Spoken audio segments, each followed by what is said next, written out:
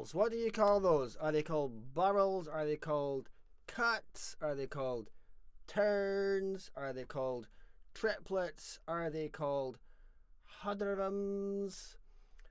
Hello, my name's Adam Sutherland. Welcome to my wee tiny little corner of the internet. I'm broadcasting to you from a shed somewhere in Scotland.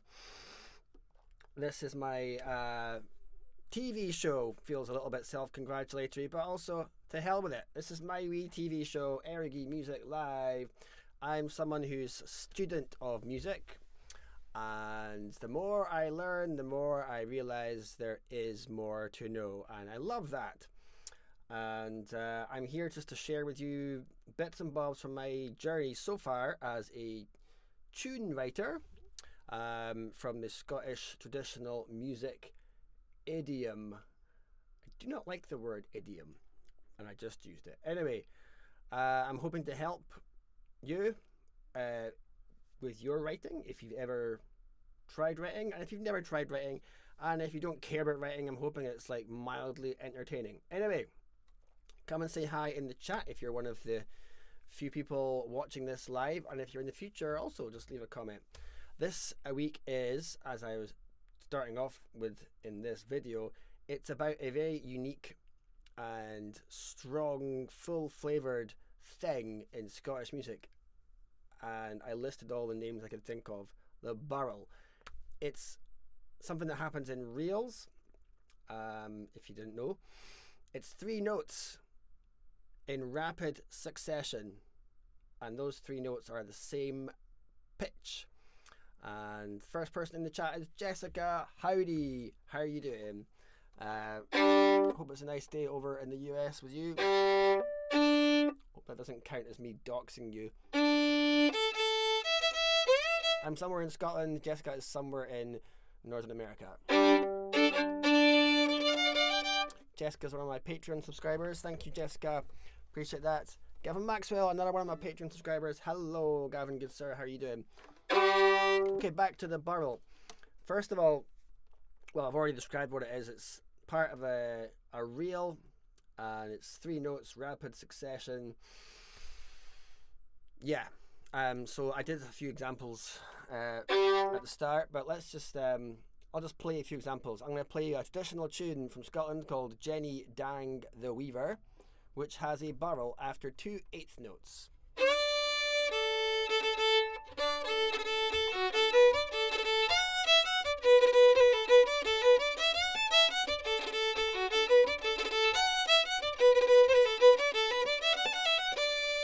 Here's the 2/8 notes, followed by.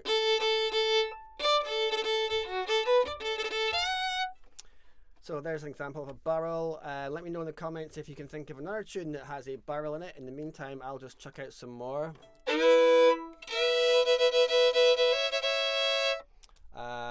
We've got the Cape Breton Fiddlers' Welcome to Shetland, a tune which the fantastic fiddle player and friend of mine, Ross Cooper, believes to be the greatest tune ever written, and that has a fantastic opening phrase.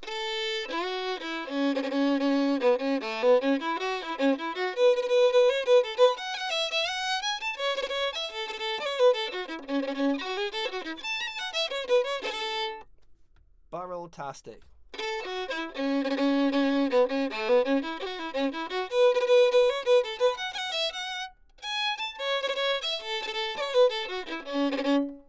There you go.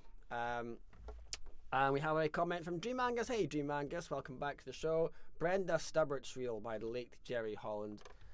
This is an amazing tune. Starts off with a barrel. It doesn't do the 2/8 notes, then barrel thing. It's just literally the first notes of the tune.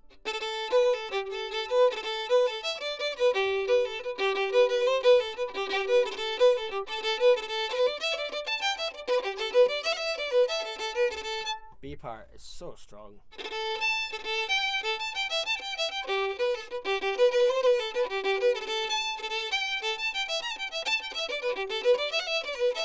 How cool is that, by the way? Yes. My goodness me. Jerry Holland, what a composer. Just so many tunes that are played everywhere. you'd have to say he's one of the most played composers in modern history of the music. So there we go. Birls. It's funny the things that people get antsy about on the internet, the conversations. I wasn't ready for a political debate when I went on my personal Facebook page. I don't know, probably a year ago maybe, and just asked people, what do you call the thing in Scottish music or Irish music that is what I've just been describing to you?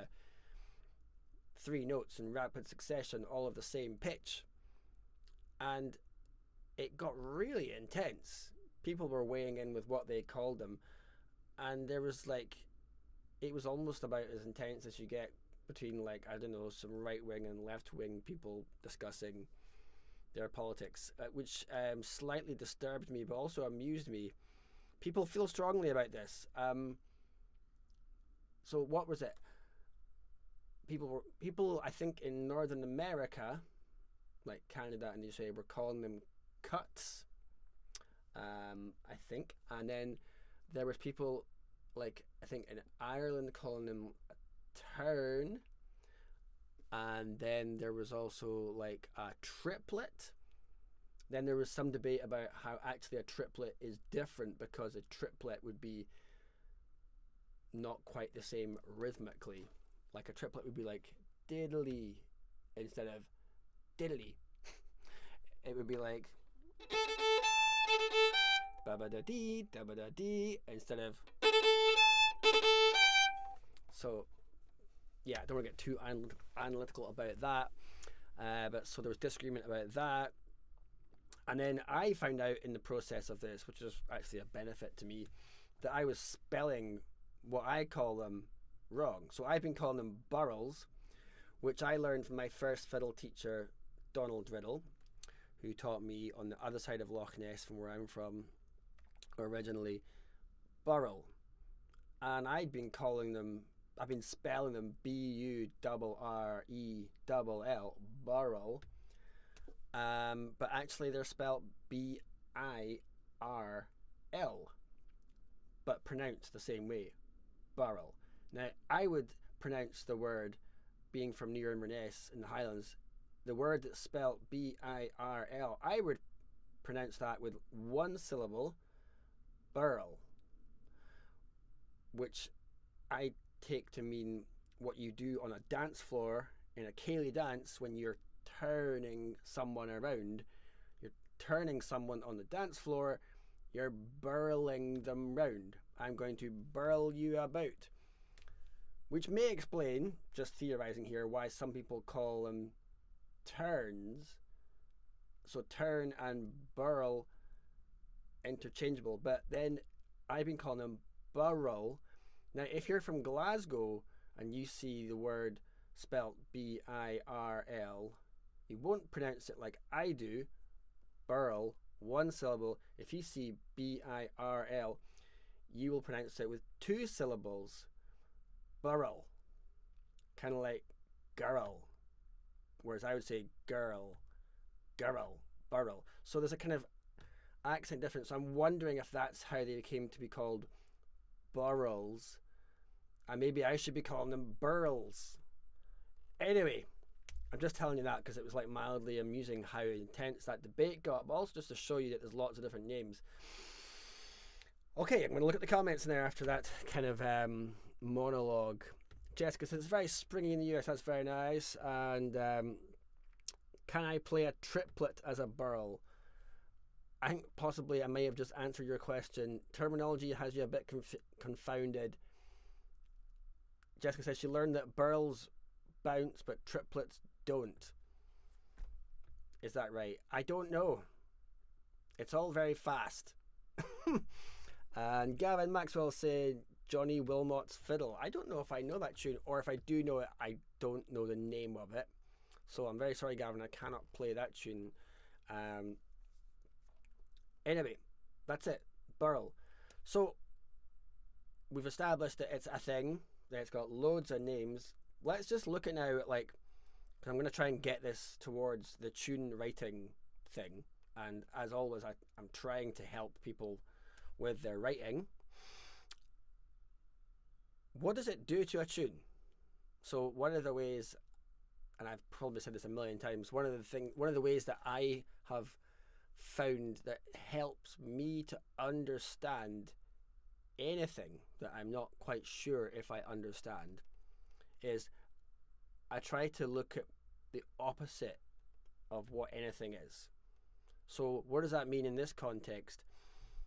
How do we understand or appreciate the power or effect of a burl? Well, I might try and play a tune such as Brenda Stubbert's, but with no burls. Like, what does it feel like if you go to the opposite of burl? What happens if you just take them out? And that, by doing the opposite of what the thing is, maybe that will help us appreciate what it is exactly that the thing is that it brings to the table. The thing being the burl. So I'm going to play you the second half of Brenda Stubbert's with no burls. What's the opposite of a burl? Let me know in the comments. I think the opposite of a burl, well, what is a burl? It's really staccato, digadum, rapid fire, 3 notes. So I feel like the opposite of a burl would be like just a long note for the same amount of time, and maybe legato. So burls are staccato. I don't think you can play a burl legato, but it's very digadum. Yeah, and before I do that, I'll just say a couple more comments. Gavin Maxwell says it's burl, 2 syllables. I think that suggests, Gavin, you're from the Central Belt, right? I know that we've met in the same city, but if you think you're from here. Michael Bishop says it gives flavour to repeats. And Dream Angus is saying yes, legato, answering my question of what's the opposite. So here's the second half of Brenda Stubbert's reel with the burls. Just the first phrase. What's that without burls? That feels like lukewarm tea or something.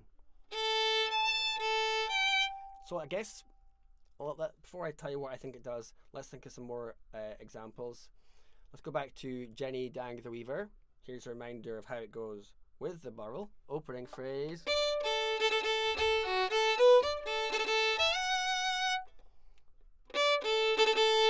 Let's take away the burl. Oh, that makes me feel like that's the musical equivalent of not enough. Just not enough. The burl adds. It adds power. Dee-bum, buggadum. Or in the case of Brenda Stubbert's. So it adds power without you as a writer having to like put in different notes, as in notes of a different pitch. You can just stick on the note. Buggadum. Maybe that answers the question as to why burls are always, I think 99% of the time, always notes, 3 notes of the same pitch. It just adds a bit of attack. So there we go. We've covered what a burl is, all the millions of names for them. We've kind of gone to the opposite of burls, like what are they not, and hopefully that helps us appreciate what they are. And we've kind of looked at what do they do. Next step is, can you, as a writer, whether you've tried writing or not, wield the awesome power of the burl to judicious effect in your own writing? So the answer, of course, is hell yeah. How do you do it? It's up to you. I will tell you some examples of how I've deliberately used a burl, like to get started writing a tune. I wrote this tune in my teenage years called Trip to the Market, and I wasn't setting out to write a tune. Well, I suppose I was, but I just thought I just noticed that there was loads of tunes that do this thing where you have 2/8 notes or 2 quavers. If you're in this part of the world, 2 quavers and a burl. Let's go back to Jenny Down the Weaver. Then there's Molly Rankin's reel.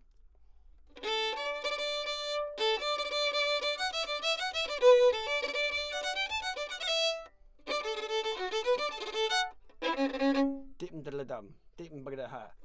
Loads of them.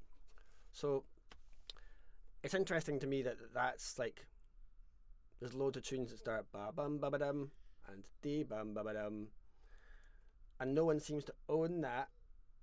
And interestingly, again, all these tunes that start with these same few notes also don't sound like each other.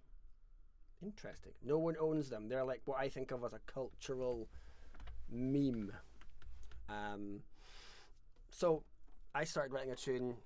I'm telling you this because I think you guys could try writing tunes the same way. I just picked 2/8 notes and a key.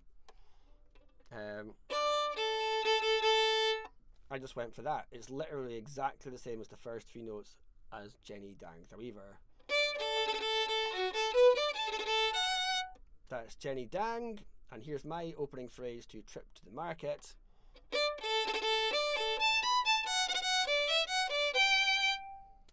And hopefully you agree that doesn't sound like the same tune, and yet it starts the same way.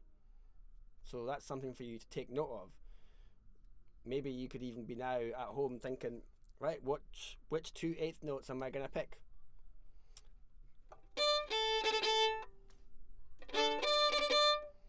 And this is something that I would totally recommend. Now I'm a wee bit older, I'd be thinking maybe there's 2/8 notes preceding the burl I could pick that might be less used. So if I'm going to write a tune today, aged 46, I might not go for, or I might pick some, is there ones that are a little bit maybe more interesting? I say interesting, I mean like less used.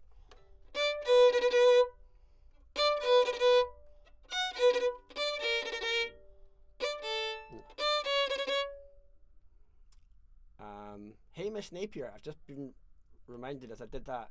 Hamish Napier, fantastic musician and composer from the other side of the Monolea Mountains from where I'm from.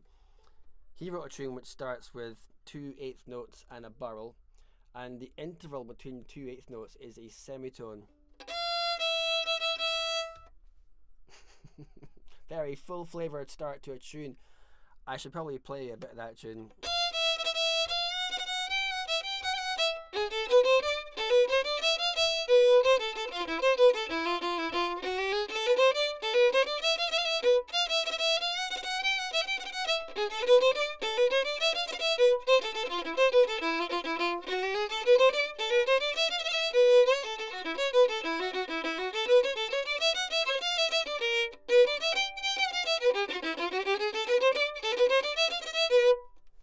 That tune, by the way, is called Offensive Dr. Flute Pervert. Hamish Napier. Maybe he thought, I'll write a tune with 2/8 notes on the burl, but I'll not use 2/8 notes that are doing what has been used so many times. Jessica's laughing at that. Yeah, he wrote it for a flute playing friend. Yeah, a long time ago. So you could, let's just, I mean, this is what I'd like to do. I just go through all the options. What are the options? Start a tune with that. 2 notes, a whole tone apart. A, B, B, B, B. Getting back into Hamish's head there.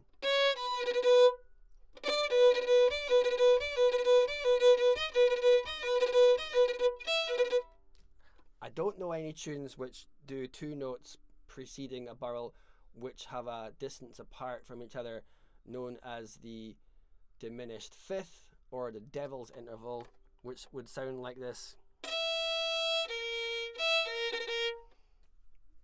That's to me an interesting option. Makes me smile. How to make that not just sound upsetting would be my first thought.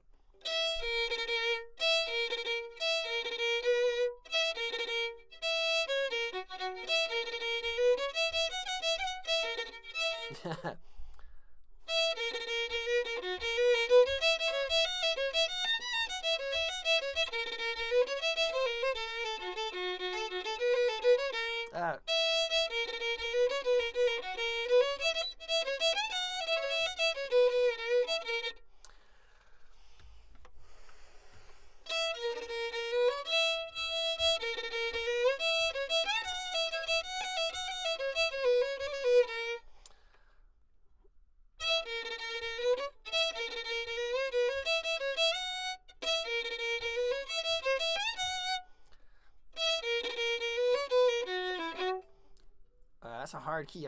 For some reason in F sharp major. That's what this has done.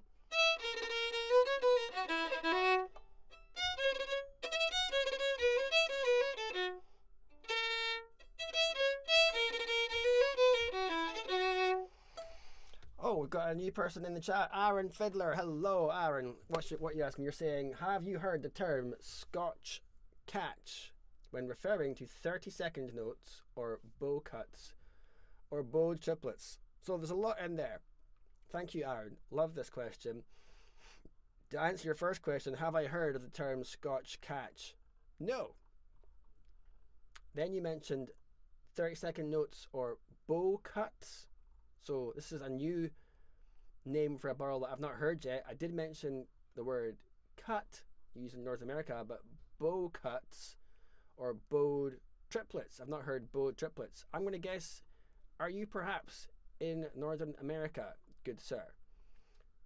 Let me know. You don't actually have to dox yourself, but I mean, yeah. I think I might be liking this. It's challenging. The challenge is making it such a weird start. You've got to immediately, it's kind of like when you say something in conversation at a party, and as you're saying it, you're thinking, what am I saying? And you can see people looking at you going, what are you on about? And you have to try and dig yourself out of the conversational hole that you've got yourself into.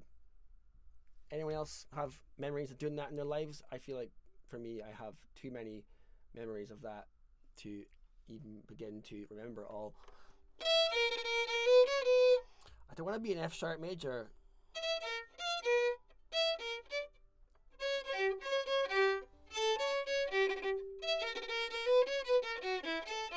Maybe I do. I feel like it's so uncertain that you want to like follow up with some phrase which makes you feel a bit more settled.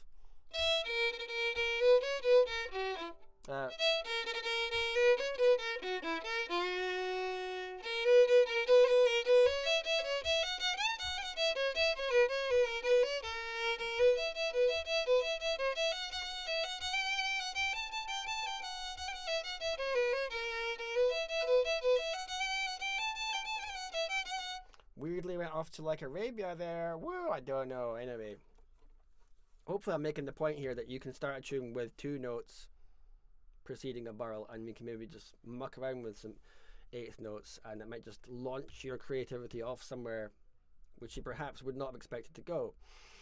Back at the comments, Dream Angus saying, doesn't Jenny's Chickens Reel B part have lots of barrels? The tune often played after Bonnie Kate. She says, I've heard term cuts in Cape Breton, barrels in New York. Interesting. So barrels do exist in New York. Michael Bishop saying, triple the first note. You mean like...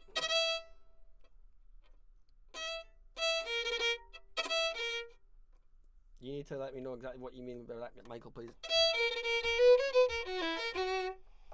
I'm not sure if I like that, but it does create a bit of tension that I want to kind of fix.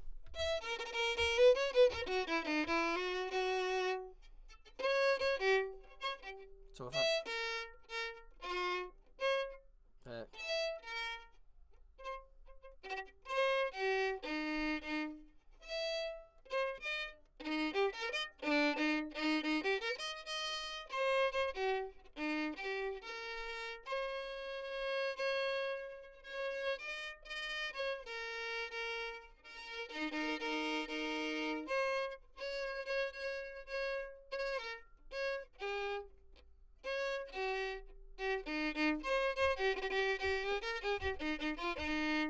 matter what key you play that in, it's going to be awkward.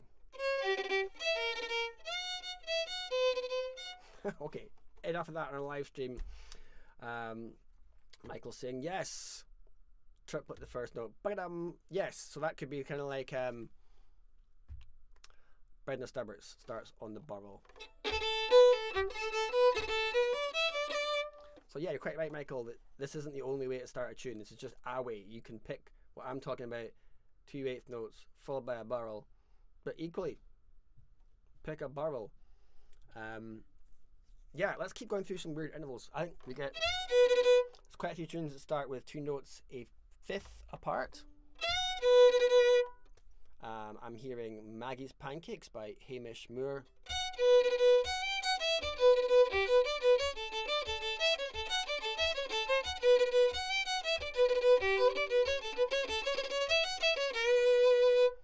And then there's 2 notes a fifth apart but going the other way. So instead of going dee dum dum dee, this tune is an absolute modern classic, if you ask me, by Kevin O'Neill. Fantastic composer, musician, parent, sound engineer, and former party animal and bandmate of mine. He wrote this tune called Superfly, which starts with 2 notes a fifth apart going into a burl.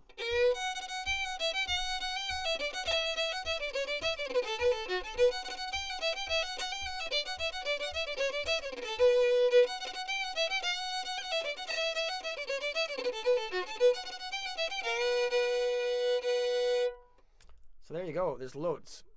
What about minor 6? That's an interesting one. I can't think of tunes straight away that start with 2 notes a minor 6.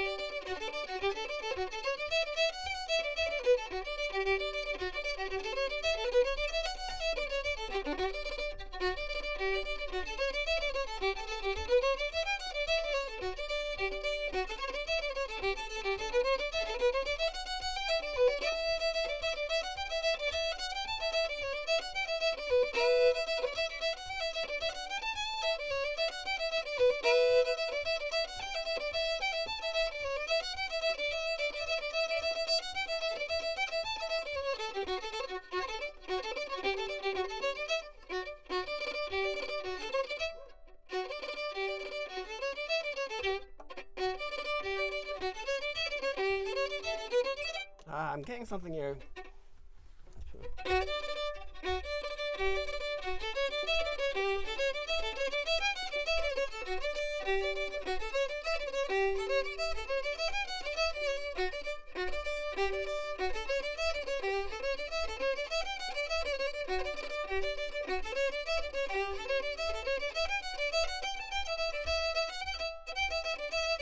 What the heck was it?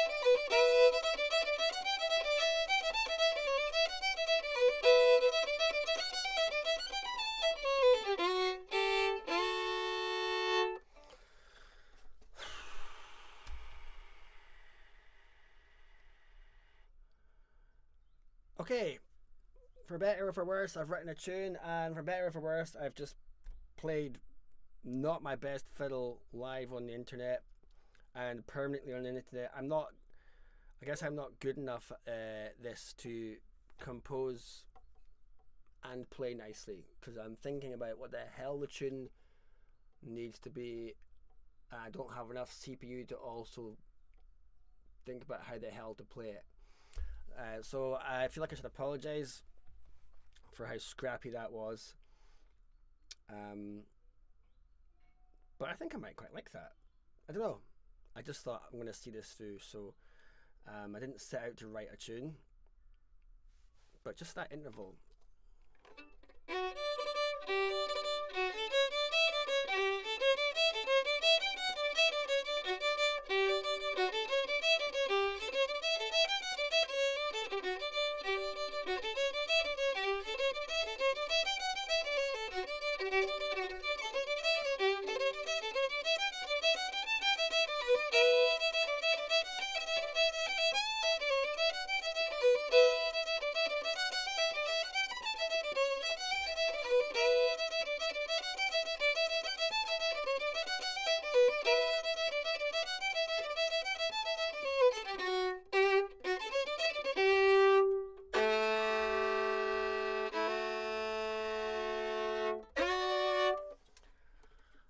Jessica saying, can you only use Burl triplet in reels? I think you can put them in jigs, but I've only ever really heard them as like ornaments. It's a good question. I quite like to put them in as an ornament, but I've never actually personally seen a jig with a burl in it, which is weird. You'd think if it was a thing in reels and it helps add emphasis to a fast tempo tune of one type, that it would, you know, quite easily help add emphasis to notes in the other main type of fast tune, being jigs. So, I don't know why. Maybe now's the time to start that. Oh, Eric Davidson's in the house. Maggie's Pancakes, playing that on the mandolin. Hey Eric, thank you for coming along tonight. That's a great tune, Maggie's Pancakes. If anyone, what I just wrote there, by the way, if anyone thinks that sounds like anything else, let me know. I would always rather have the truth.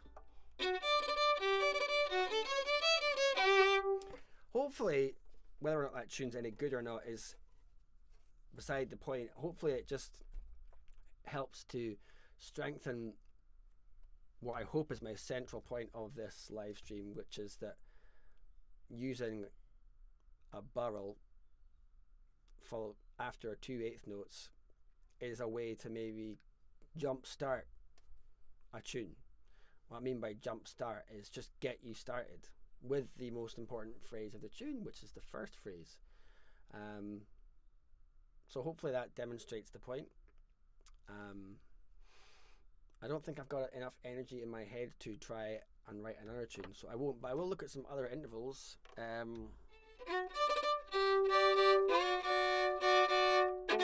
says it sounds like a B part. Well, what I was hoping to have written there was an A part and a B part. Are you saying that my A part and B part collectively sounds like a B part, and that therefore there's like another part to be written? Are you hearing like another part to this? That's interesting. What's the next interval up after a minor sixth? A major sixth. Let's do a different key. Now, actually, I can think of a tune which uses this. It uses this like to the extreme. Crossing the Minch. Oh, and actually, there's a minor sixth.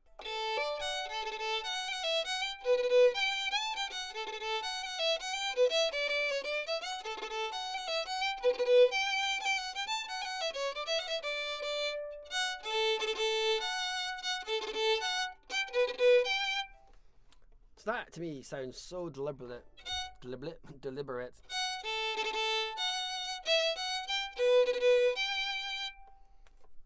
I think it's a Donald McLeod tune. It's like, I feel like he might have been having fun going.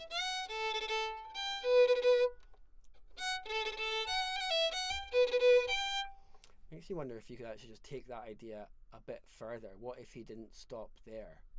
Like, what I mean by that is, what he did do is,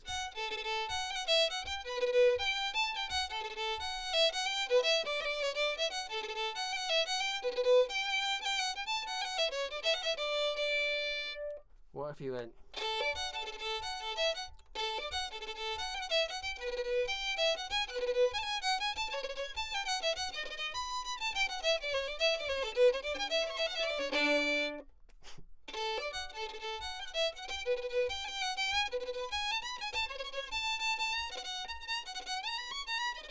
oh, okay.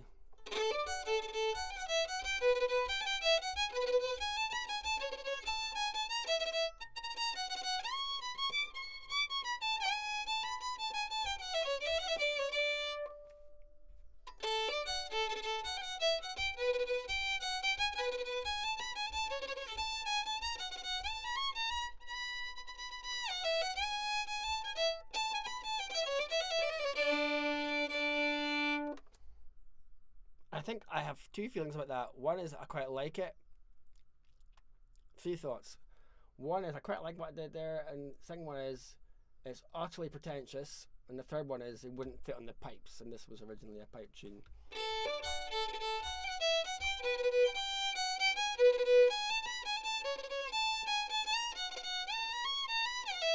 No.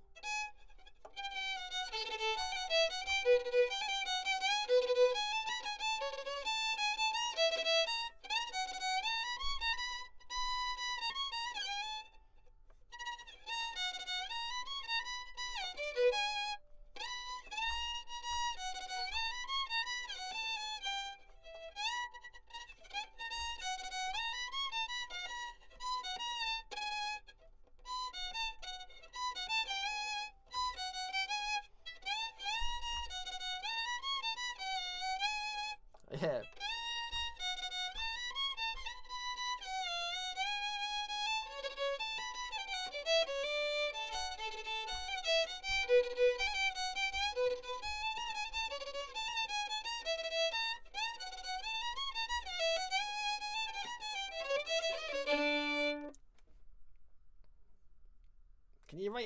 Can you write more parts to existing tunes?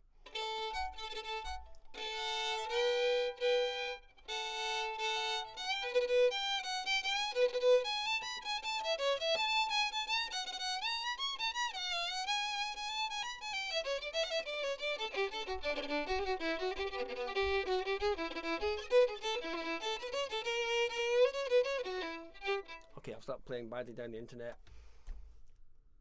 Yeah, I'm just, as they say in the US, I'm just spitballing here. Back to your journey at home. Pick two notes. Pick an interval. Add a burl. And if that sounds like you're trying, good. If that sounds like almost contrived, so what? It's a great way to get started writing a reel. Um, so, let's just keep going a wee bit longer. The minor seventh is the next interval up.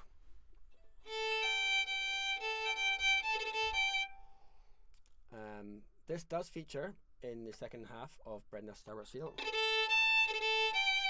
not the start of a tune, but you could go.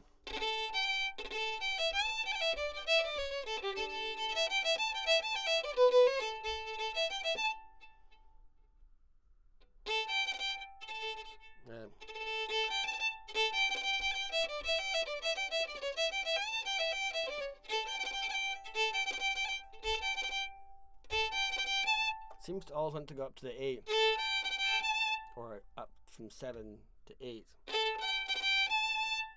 7, by the way, is like 1, 2, 3, 4, 5, 6, 7.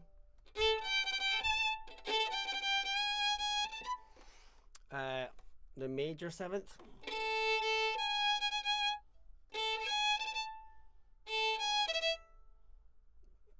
That's a bit.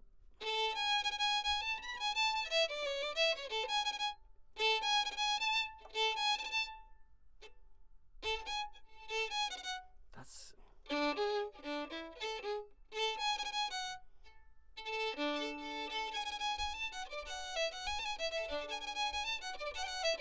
You can make it major seventh, but not with A being the root note. If you made D being the root note, it would make it sound Scandinavian. So maybe you could use a major seventh and make a kind of Scandinavian sounding reel. Are there any Scandinavian sounding reels?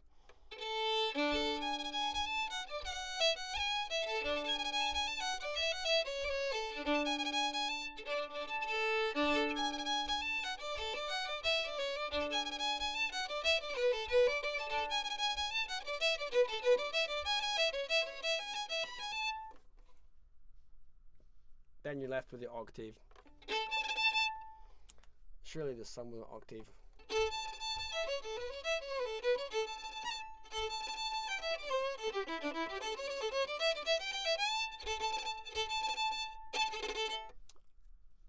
The Devil's Delight does reverse octave. I can't actually play that tune very well.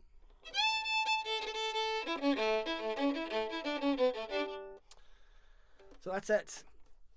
I'm just kind of saying the same thing again and again and again here. I think I'm going to stop there. So there we go. A look at the barrel. What's it for? What is it? What are the names? What are the tunes that use it? And hopefully you might now feel inspired to go and try writing your own reel using this. And actually, if you don't feel inspired, that's okay. Do it anyway. Something I've been learning recently about behavior is that if you wait for inspiration to do anything, that's a disaster. I'm realizing that quite often, you gotta just be make yourself do stuff, even if you don't want to do it, because you don't want to do it. I mean, that's not news to you guys, I'm sure. It's something I've struggled with. I've always just tended to want to do, my brain just goes, I want to do fun things, which is a blessing and a curse. But I've noticed that if I make myself do something, I hate it, it's horrible, and there's resistance, but sometimes 2 minutes in, I'm just like, oh, I'm doing this now. And that sometimes applies to writing. I've made myself try and write a tune. I'm like, oh, I don't feel inspired, I shouldn't do it. And I just make myself do it, and then 10 minutes later I'm thinking, oh, I actually quite like that. So if you don't feel inspired to write a reel using this system, then that is a reason to make yourself do it. Okay, I'm going to one last look at the comments, and then I'm going to say toodle pip. Thank you all for all the comments. Lots of fantastic questions, thoughts, and information that I did not previously know. Oh, Michael, yeah, you're saying that sounds like a B part. Cool, thank you. And Michael Bishop, also a strong Patreon supporter. Thank you very much. Thank you all. I'll just go through and name you all. Jessica, Gavin, Dream Angus, and Aaron Fiddler, and Michael Bishop, and Eric Davidson. Thank you all very much for your real-time comments. Thank you, Gavin, for your comment there, saying great advice. Appreciate that very much. Appreciate all your support here on my Wii channel and on my Patreon as well. If you're at home watching this, you don't have to support me on Patreon. You don't have to. This is enough. I appreciate you just watching this. But equally, if you do, I promise I will try and make it something that you feel is worth your while. Yeah, also, if you do decide to come and support me on Patreon, unsubscribe anytime. I think sometimes there's a kind of feeling with these things that once you sign up to it, you kind of can't get out. I do not say that. I'm grateful for 1 month of support, and I'll work hard to make you feel like it's worth your pennies. But if you want to just hang out on YouTube once in a while or in the future, that's also great and massively appreciated. It all makes a difference. Plowing through year 2 of doing this, and I like it. I mean, I enjoy doing this. I enjoy the fact that there's people from different parts of the world tuning in, and this is something that happens with teaching, I find, and if anyone else has done any teaching, you might find this, is that the act of explaining something, it just helps your own understanding of doing it. Even if you already understand it, you will understand it more just by saying it out loud. It's like a feedback loop or something. So I'm personally gaining a lot from doing this. Yeah, so thank you very much. For me, Adam Sutherland, here, broadcasting to you from a shed somewhere in Scotland. Thank you all for tuning in tonight, and if you're in the future, thank you for watching this video. I hope this helps. That is my number one hope. I would just love it if some new tune came out of the ether because of one little thing I said in one of these videos. I'd be delighted with that. Anyway, so great. Thank you very much all for your chat. Tried to say crack and chat and that came out as cat. Thank you for your cat. Gee whiz. Okay, so have a great rest of your day wherever you are, and yeah, I will say cheerio for now. Okay, bye bye.